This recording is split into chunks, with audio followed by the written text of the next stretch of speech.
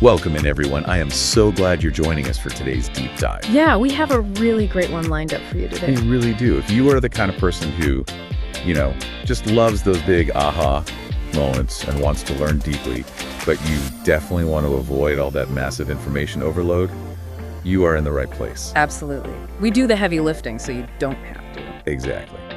So today's deep dive is focusing on a wildly popular memoir by author KJ. It's called About Life Choices and Potholes. Such a great title, by the way. Right. And we're also looking at her spin-off children's book series, Adventures of Solly the Rescue Pup. We've pulled from a ton of sources for this. We've got excerpts from the books themselves, a huge wave of Goodreads reviews. Which are so revealing, honestly. Yeah, totally. Plus some author podcast transcripts, blog posts, and online retail listings. It's a lot of material to go through.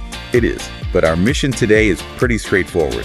We want to figure out exactly why this unvarnished memoir is striking such a massive chord with adults who are, navigating their own career pivots and life changes. And we also need to uncover how a chaotic escape artist rescue dog named Sally basically became the author's emotional anchor. Yes, and the star of her own literary universe. Okay, let's unpack this, because before we can talk about how to start over, we really have to look at how the original plan fell apart. Right, the collapse of the so-called 5-year plan. Yeah, and this sources detail this incredible inciting incident. Kay had spent 20 years meticulously building this highly successful career. She's a Harvard-trained software engineer in San Francisco. She did everything right. Everything. She's at the top of her game. And then everything is just upended by a single corporate layoff email. It's terrifying how fast it happens, and the sources point out that this triggers a massive H-1B visa crisis for her. Right, because of the immigration rules. Exactly. The sources describe this systemic rule that essentially ties a person's legal presence in the country to their employer. So, getting that layoff email triggers a terrifying 60-day countdown. 60 days. Just wow. Yeah. She either has to find a new corporate sponsor in that tiny window or face forced departure. And the sources note how this effectively reduces a human being to a, quote, temporary guest, despite the fact that she spent decades paying taxes and building a whole life there. We're not taking a stance on the politics of it, but just strictly looking at her experience, that is a massive psychological burden. Completely. And to make matters worse, she gets hit with this intense generational clash from her own father. Oh, the father. This part is rough. It really is. He's an old-school mechanical engineer, and he essentially dismisses her 2 decades of high-level coding as digital nonsense. Because he comes from an era where real engineers built tangible things. Bridges, dams. More things you can touch. What's fascinating here is the psychological toll this takes. Her career wasn't just a job, it was a badge of honor. She used it to justify that overpriced San Francisco rent and this entirely manufactured identity. I mean, you kind of have to in that culture. You do. But when it vanished, it caused a total identity collapse. She fell into what she calls the digital abyss. Which makes total sense. If I can just, It's like, imagine playing a complex video game for 20 years. You are meticulously building this fortress, leveling up your character. Right, investing thousands of hours. Exactly. And then someone just casually walks by and unplugs the console, the screen goes black. Nothing you built is saved in the real world. That is a perfect analogy for it. Is it possible that hitting these massive potholes is the universe's only way of forcing us to stop a repetitive cycle? I think so, because that unplugged console literally forces a physical relocation for her. She has to leave the U.S. Which leads to the messy middle. She moves back to Mumbai, and this is exactly why readers are so obsessed with this book. It doesn't romanticize the hustle of starting over at all. Not even a little bit. It is chaotic and unvarnished. I mean, talk about the architecture of displacement. When she gets back to Mumbai, her childhood home is actively being demolished for redevelopment. Yeah, so her family is forced into this temporary rental, and it is controlled by a woman they call Mrs. D.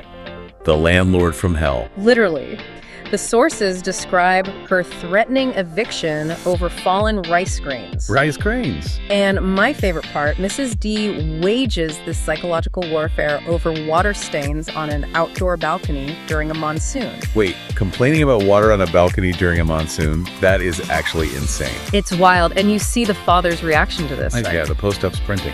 The man had just had surgery, and he is doing Olympic-level sprinting around Mumbai to buy a house just to escape this landlord. He's desperate for some control. Meanwhile, Kay is experiencing this extreme cultural whiplash. The food metaphor she uses for this is brilliant. It really is. She compares the snacks. In San Francisco, her snacks were artisanal, almond flour crackers, hummus with a whole backstory.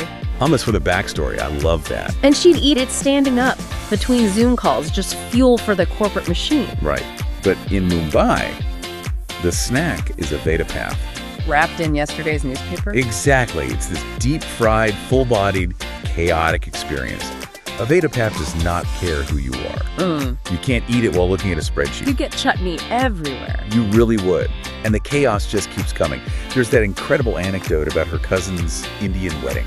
Oh, the monkey mafia. Yes. A wild monkey mafia invades the wedding and starts stealing desserts.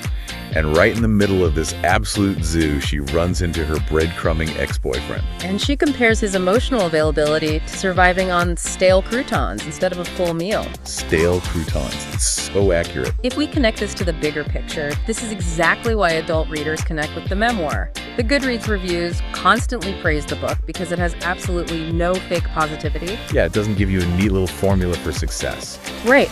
Kay's philosophy is that wisdom doesn't precede action. Learning happens after the impact. Which is so counterintuitive to how we usually think about self-help. It is. The book resonates because it just sits with the reader in the debris after the fall.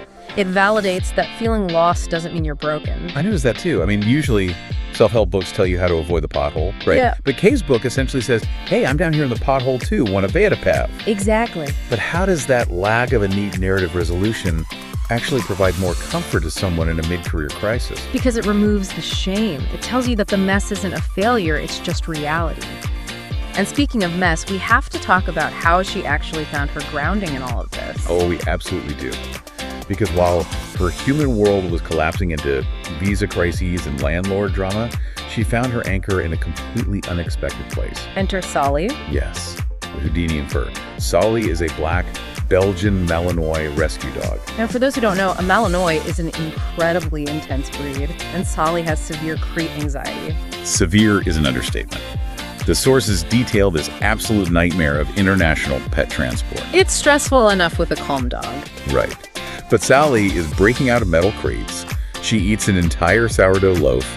She destroys Kay's friend Taylor's screen door, which actually leads to Taylor having an emotional breakdown. Poor Taylor. I know. And then, during a layover in Munich, Sally gets this traumatic leg injury. It is just nonstop chaos. It really is. But here's the thing, Sally actually bridged a massive gap for Kay, especially with her father. Oh, right, because he finally saw something tangible. Yes. He couldn't understand cloud computing, but he could understand the very real, non-digital challenges of managing this dog. And Sally adorably recognized him as Grandpa. Which just melted him. Sally plays this fascinating dual role in the memoir as both a shadow and an anchor. I like that. Shadow and anchor. In this screen-driven world of manufactured smiles, Sally was a beacon of authenticity. She required no scripted performance. She forced Kay into the present moment.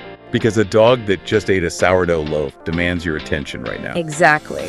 As Kay writes, it proves that healing shows up unannounced and insists on being played with. Here's where it gets really interesting to me.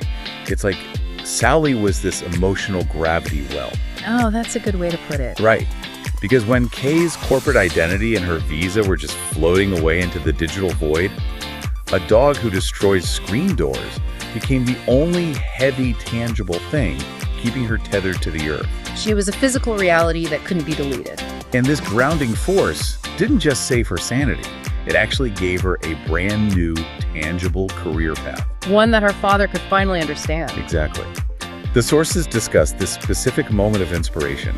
It was the night before they flew to India. Kay felt this sharp guilt and anxiety because she couldn't explain the trip to Sally. The dog just knows she's being put in a crate. Yeah, and separated. But when they finally reunited in India and Sally leapt into recognition, Kay says that became the seed for her writing. Which launched the Adventures of Sally, the Rescue Pup series. Yes, the whole Sally literary universe. So, book 1 is Sally's day across the globe, which is the stressful flight to Mumbai.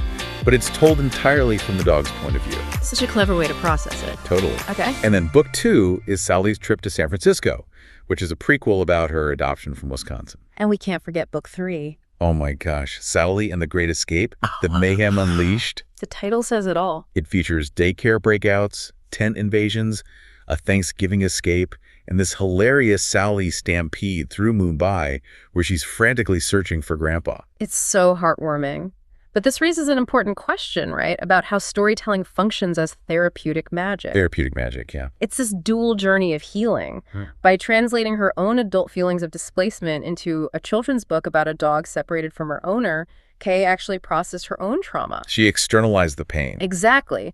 And it proved to her father that she could create a tangible product, a real physical book, while at the same time teaching young readers about empathy, resilience, and second chances. And it didn't stop there. This launched her broader writing career. The sources mention her eco-fables, like A Song and Dance for Mother Earth. She really branched out. She did. She wrote a writing advice book called Why Is Nobody Buying My Book? And even adult fiction, like Beautiful Men, The Dog Walker. She built a whole new life. It's just this beautiful irony. Kay thought she needed a Silicon Valley tech job to be successful. She thought she needed the visa and the fancy title. But what she actually needed was to tell the story of a mischievous rescue dog. Sometimes the detour becomes the destination. It really does. Which makes me want to ask you, the listener, what is your version of Sally? What is the unscripted, messy thing in your life that's actually keeping you anchored right now? That's a great question to reflect on. It really is. So, to sort of bring this all together for you, life is rarely a linear corporate ladder. It is a pothole-ridden road trip. Very bumpy. Very. And Kay's journey from a software engineer facing deportation to a successful author proves that navigating these potholes isn't a failure of intelligence. It is an invitation for growth. And it completely redefines the concept of home. The final synthesis from all these sources is that home is not a geographical location. Yep. It's not a childhood house, and it is definitely not a government-issued visa stamp. Definitely not. Home is the slow, patient work of belonging to yourself. It's found in the quiet moments of shared meals, even if it's a Vada pad wrapped in newspaper and unconditional love, even if that love comes from a dog with a severe habit of escaping. I love that so much. And I want to leave you, our listener, with a final thought to mull over today. If everything you use to define yourself right now, your job title, your city, your daily routine, if all of that was stripped away by a single email tomorrow, who is the person left standing in the rubble? That's powerful. Because whoever that is, Yeah. that is your true home. Thank you so much for joining us on this deep dive. It's been a great conversation. It really has. We warmly invite you to keep questioning, keep exploring, and above all, keep making peace with uncertainty. Catch you next time.